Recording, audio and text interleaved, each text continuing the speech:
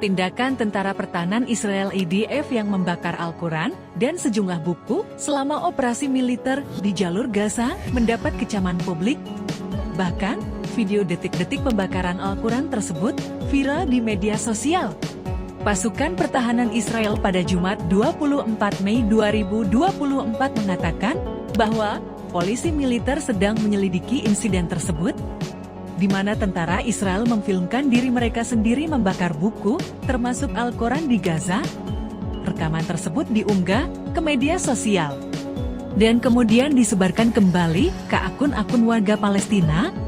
Dikutip dari The Times of Israel, video tersebut diduga diambil di kawasan Rafah, memperlihatkan seorang tentara memegang Al-Quran sebelum melemparkannya ke dalam api.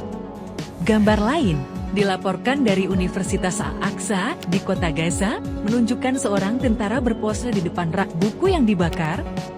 Nantinya, temuan polisi militer akan diserahkan kepada advokat jenderal militer untuk ditinjau. Disebutkan, insiden parah ini tak sejalan dengan nilai-nilai EDF dan protokol NUA. Unit juru bicara EDF mengaku, pihaknya menghormati semua agama dan sepenuhnya mengutuk perilaku seperti itu.